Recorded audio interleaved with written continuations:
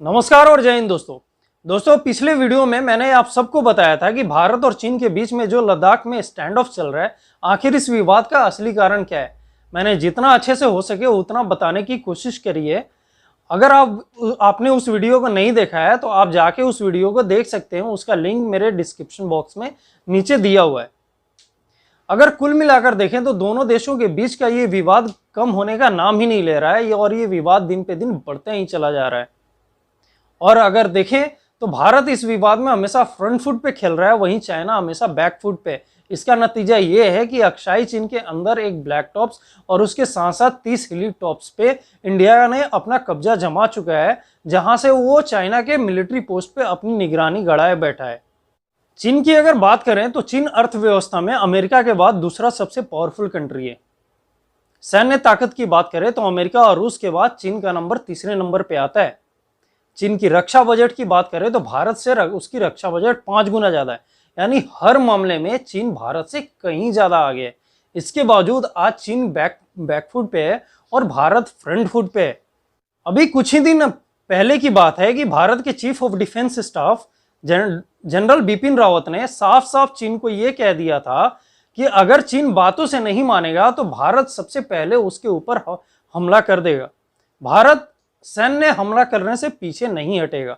लेकिन अभी तक चीन के तरफ से ऐसा कोई भी बयान नहीं आया है। आखिर चीन भारत से इतना क्यों डर रहा है? चीन भारत के ऊपर हमला क्यों नहीं कर रहा है? चीन इतना पीछे क्यों रह रहा है? इसके पीछे अगर देखेंगे तो चीन की सबसे जो कमजोर नस होती है वो भारत के पाले में, भारत का उसके ऊपर कब्जा है। आखिर ये कमजोर नस चीन का है क्या? आज इसी के बारे में इस वीडियो में हम बात करेंगे, तो जुड़े रहिए मेरे चैनल के साथ और मेरे चैनल को एक बार सब्सक्राइब जरूर कर दीजिए।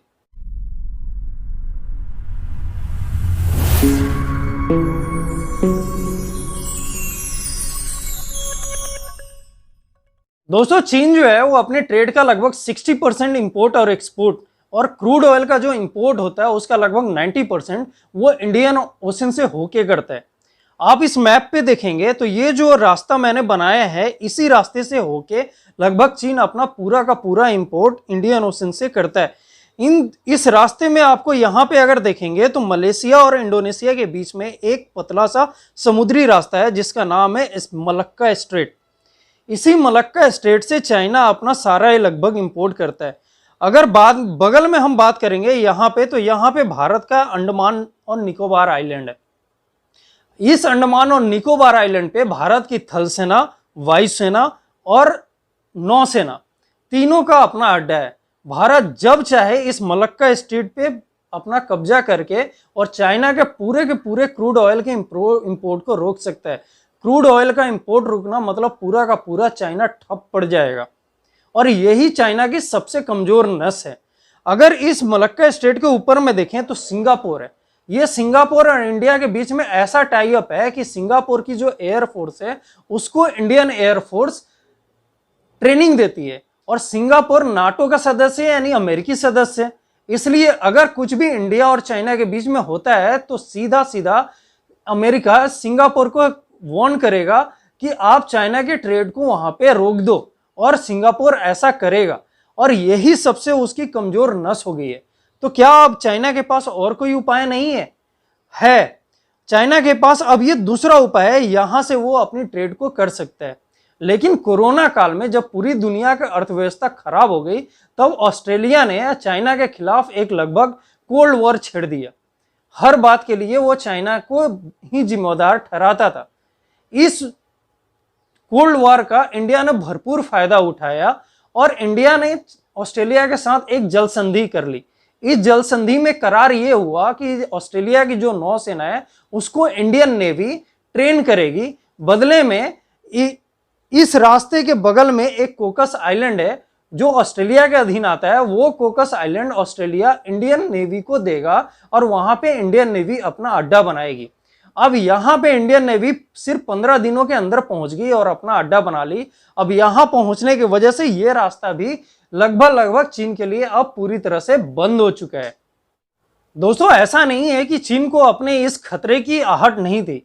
चीन को भली भांति ये मालूम है कि उसका ट्रेड इंडिया कभी भी रोक सकता है इस मलक्का स्ट्रेट से। इसलिए उसने इंडियन ओशन में भारतीय नौसेना को घेरने के लिए एक जबरदस्त चाल चली और उसने भी वन बेल्ट वन रोड परियोजना की तरह एक स्ट्रिंग ऑफ पल्स बनाया।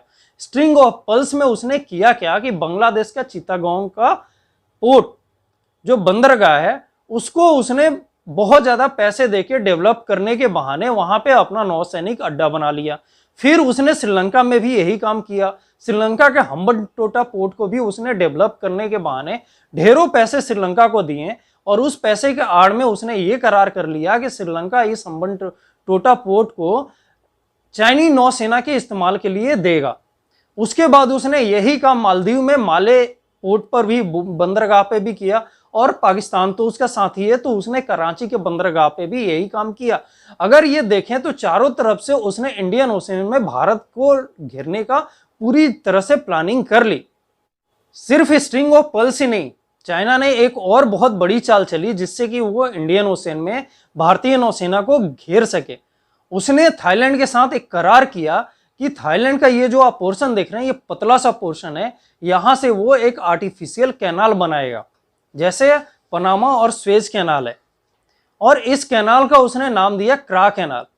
हालांकि थाईलैंड की जो गवर्नमेंट थी वो इस कैनाल के लिए मंजूरी नहीं दे रही थी, जबकि चाइना इस कैनाल को बनाने के लिए थाईलैंड को बहुत ज्यादा पैसे देने का आग्रह कर चुका था। फिर भी वहां इन्वायरमेंटल डिसएडवांटेज को देखते हुए थाईलैंड की उस समय की जो सरकार थी वो इस कैनाल के लिए मंजूरी चाइना को नहीं दे रही थी। लेकिन कहते हैं ना कि हर वक्त एक जैसा नहीं होता है। 2014 में सेना ने थाईलैंड में तख्ता पलट कर देती है और जो नई सरकार आती है वो चीन को इस क्रा कैनाल के परियोजना के लिए मंजूरी दे देती है और चाइनी नेवी वहां पहुंच जाती है और वहां उस एरिया की सर्वे में लग जाती है। ये जो स्टेप था चाइना का ये बहुत ज्यादा भारत के लिए एक सरदर्द का काम था, क्योंकि अगर ये क्रा कैनाल बनाने में चाइना सफल हो जाता है तो थाईलैंड लगभग आज जैसे नेपाल लगभग चाइना के कब्जे में जा चुका है, थाईलैंड भी वैसे ही चला जाएगा।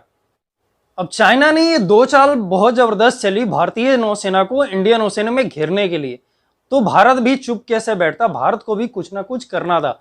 भारत में 2014 में सरकार बदल जाती है और सरकार ने नई नीति के साथ चाइना को जवाब देना शुरू कर देती है। पहले तो उसने भारतीय सरकार ने किया क्या कि मालदीव और श्रीलंका में जो चाइना समर्थित सरकार थी इन दोनों ही सरकार का तख्ता पलट कर देती है और वहां पे जो नई सरकार बनती है वो चाइना हेटर के रूप में आती है और भारतीय सपोर्टर के रूप में आती है।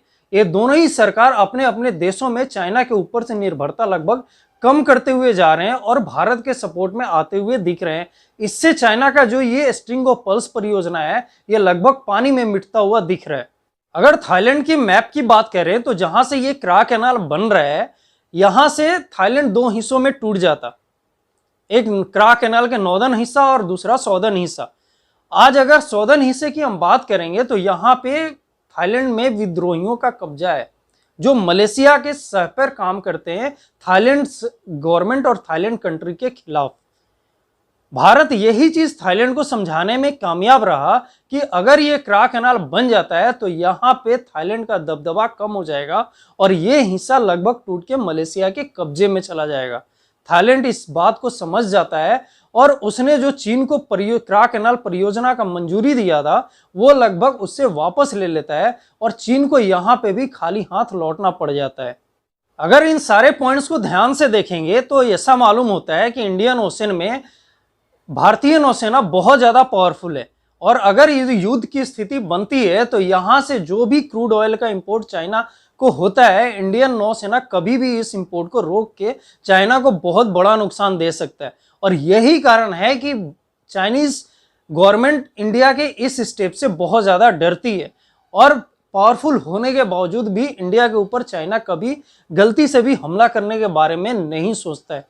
दोस्तों उम्मीद करता हूँ कि ये वीडियो आप सबको समझ में आई होगी और अच्छी लगी होगी। अगर अच्छी लगी तो एक लाइक बटन जरूर दबा दीजिएगा और मेरे चैनल को सब्सक्राइब कर दीजिएगा। अगर कुछ सुझाव हो या वीडियो में कुछ कमी रह गई तो मेरे कमेंट बॉक्स में जरूर डाल दीजिएगा। धन्यवाद दोस्तों।